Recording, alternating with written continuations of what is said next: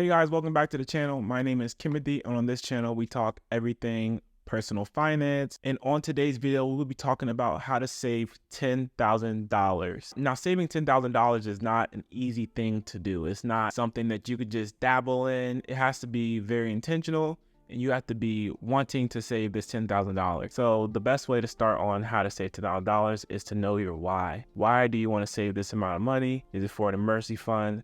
Is it because you want to go on vacations with your family? Or is it for home repair? Do you want to just tackle debt? You want to get out of debt? Do you have a lot of credit card debt? Do you have $10,000 in credit card debt and you want to pay that all off so you can continue your financial path and better yourself? One of the biggest things you need to know is your why, and just knowing that will help keep you motivated to saving $2,000. For many people, this won't be a 1 month, 2 months thing. We have bills, we have families that need to be taken care of.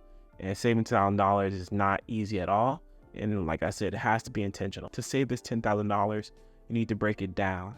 So we're going to break this down into 12 months, and we're going to break this down into 2 years. So what you want to do is divide this $10,000 into chunks. We're going to break this down into $1,000 chunks, $2,000 chunks, $3,000 chunks, and so on and so forth. When you're breaking down your $10,000, whether you want to save weekly, monthly, or bi-weekly, you can do daily if you want. I recommend you do bi-weekly. It will be 12 months. That's $833 a month that you have to save. Or you can do bi-weekly, which is $384, or weekly at $192, and then daily at $27. So you can decide how you want to save, however it works best in your mind, because at the end of the day, this is personal finance and it is personal.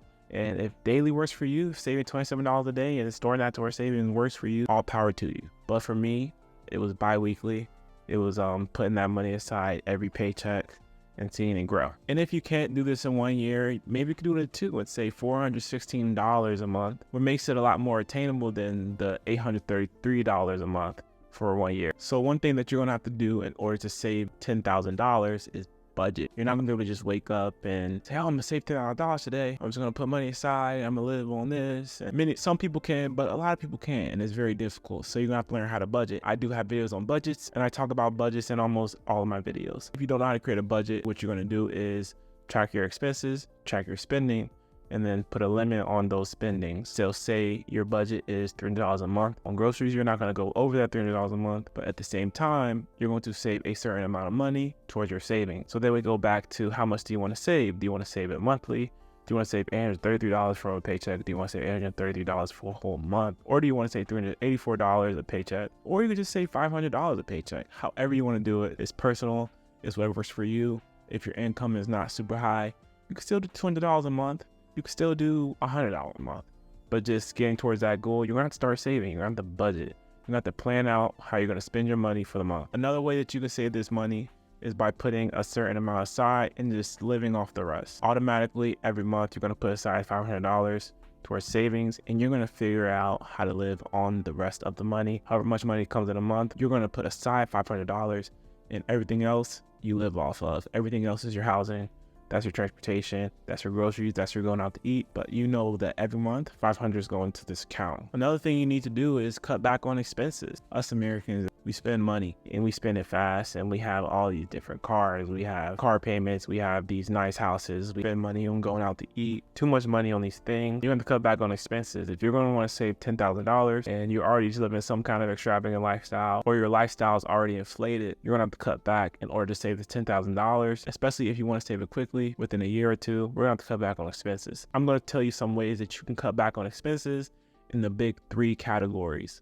If you don't know what the big 3 categories are, it's going to be housing, transportation, and food. So for housing, it's recommended, and I like this idea. It's very hard to do, and right now, housing is super expensive, especially in these big cities. One of the rules that I like is 30% of your income goes towards housing. I like this example of making $3,000 a month. That means their 30% of housing would be $900. So it will be recommended that they don't go over that $900 threshold. Now I know in these expensive cities like Washington, D.C., Boston, or New York, finding an apartment for $900 might be impossible. You can find roommates. You can get an apartment and rent that out to a roommate. You can rent that out to Airbnb. One thing that I did was House Hack, which is one of the best things for me that helped me reach my $10,000 goal and beyond. So house hacking is a great way to get to that $10,000 goal and to lower your housing to potentially zero. Another thing you can cut back on is transportation. In fact, the average new car payment is $726, and the average used car payment is $533. So imagine if you cut this out of your life.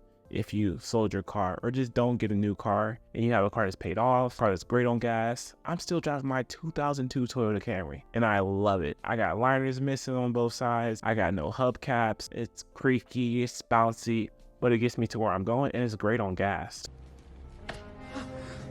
Is it secret?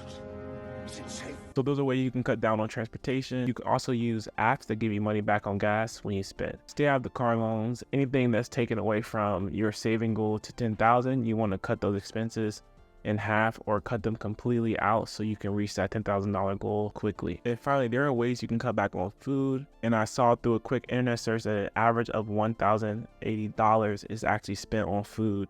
And this is from a family, but if you are single or you do have a family, there's ways that you can cut back. If you can even cut this grocery bill to $500 to $400 a month, that will help tremendously towards your saving goal. Maybe you could do $1,000 toward that $10,000 every other month by cutting these expenses down. One way you can save on groceries is by going to Aldi. I love Aldi. Like, Aldi is so good if you haven't heard of it. It is a very inexpensive store, kind of all over the place. I was in California for about 4 months and I would think that Aldi would be expensive. It costs about the same as to where we live in the Midwest. I go to Aldi all the time when I get groceries. Also, another way to help cut back on groceries is before you go to the store, you want to make a list of what you need. Or another great way to cut back on groceries is by ordering online before you go. So basically what you do, you pick up your orders and you can add items to your cart and you can check out and go pick these items up instead of you going inside, walking around, and then you see Oreos or you see Pop-Tarts, you're like just adding it in, or you're with kids and they point to they want this and they want that.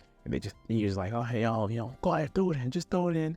Instead of doing all that, you can order online and not go into the grocery store, and you're more than likely to save because you're not picking up random items because you're hungry or just items that you see. So that is a great way to do it. Try to do a mobile order and pick up. You can also boost your income. This was something that I did. I had 2 jobs, so I can save for rain and save for trips. So you can boost your income. You can negotiate raises, leave your job and find a higher paying job. That is something that you can do to help raise your income, but I really recommend getting another job or doing some odd jobs, doing Uber Eats at night when you get home, doing Lyft rides, doing Uber rides will help boost your income, save towards this $10,000 goal. So say you're already saving $300 a month, but now if you're doing Uber at night, you can save $200, $300 more towards that goal and get there even quicker.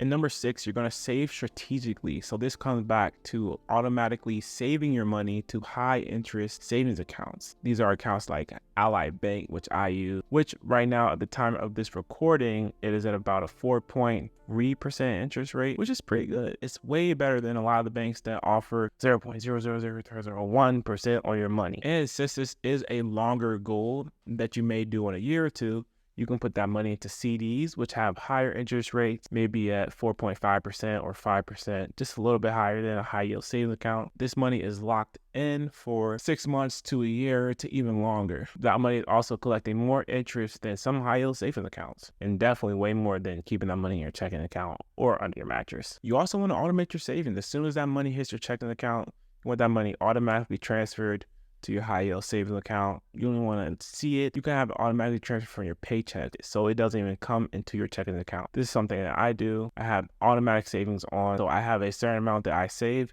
that doesn't even go to my checking account. It goes to a whole separate Ally account that I don't even have the card for. I keep the card at home. I don't even bring the card out with me, which helped me save to my $2,000 goal. It helps me save even more than $2,000 a month. And number 7, you're going to reflect and adjust. You're not going to just keep saving. You're going to keep saving, but you're also going to sit back. You're going to look at your account. You're going to see where if you're getting paid less, if bills are going up, if bills are going down. You want to adjust that, hey, maybe our car insurance went down, so we're going to add the difference and put that towards our savings. That's something that we did. We ended up lowering our cell phone bill, and we put the difference of, it was like $50 to $60, and we put that difference into our savings account. Financial situations change. This is a long-term saving goal, so things are not going to look the same. So we're going to reflect and adjust to whatever changes are happening. Another way you can reflect is by creating a progress bar. You can buy a little whiteboard from Target or Five Below, hang it up in your room, hang it up wherever you go all the time, the bathroom, create a bar graph, put 5, 10, or you can do 1, 2, 3, 4, 5, all the way to 10,000. Once you get to that certain amount in your savings account, you're gonna fill it in. That's something that we did. We had a thermometer, and every time we got 1,000, we filled it to 1,000 line. When we got 2,000, we filled up to $2,000 line, and you can just keep kind of going that way, and you can see your progress as you get higher and higher and higher. There's also buckets within Ally Bank. There's different buckets within a savings account where you can assign a specific amount of money towards that bucket. So you can say for emergency funds, you're going to put $10,000 for the cap, and you can see the bar graph. It moves forward towards that $10,000, and that can help you just mentally see the progress that you've been working on for this last year or two. Finally, you're going to celebrate your wins. Saving $10,000 is not easy, and I'm sure a lot of people don't have it. And if you do have $10,000, put that in the comment section below. If you have more than $10,000, put that in the comment section below and how you did it, so we can help each other figure out how we can save and become better financially. Celebrate your wins. When you save that first 1,000, go out to eat. This is a year, this is a 2-year thing, a 6-month thing. For some, it could be a 6-month thing, but for a lot, it might be a year or two. So celebrate your wins. Take your foot off the gas pedal a little bit, but not all the time. But once you save that $1,000, go get yourself a treat. Go get yourself an ice cream. When you save that when you save that $5,000, the $5,000, that's a big goal. When I saved my first 5K, I was like, man, this is nice. This is nice. I feel a little bit more relaxed. I feel like something could happen and I have the money here to use it. I don't want anything to happen, but if something were to happen, I have the money right here and I can kind of throw it towards these expenses when they come up. And then once you reach that 10K, celebrate. Go out for a nice dinner. Go spend $50 or $100 on a dinner. You just spent a whole year, a whole 2 years saving up to $10,000. It's a lot of money. Go out to eat with your family. Take your family out. Explain to them what you've been doing. Explain to your kids what you've been doing, how hard it's been. Let them resonate with your journey and inspire them to do the same. And use the same tips that I described to save towards your first 20K, to save towards your first 30 and beyond. And just remember, with dedication and smart money management, saving $10,000 can be achievable by anyone. You have to want it. You have to focus on it. You can't just wake up and do it. Use these tips to build your first 10K, and I promise you won't regret it. Keep pushing forward, stay resilient, and your $10,000 goal will be there before you know it. Don't forget to like and subscribe to my channel, and leave a comment in the comment section below on how you're going to save your first $10,000. And I'll see you guys in the next one.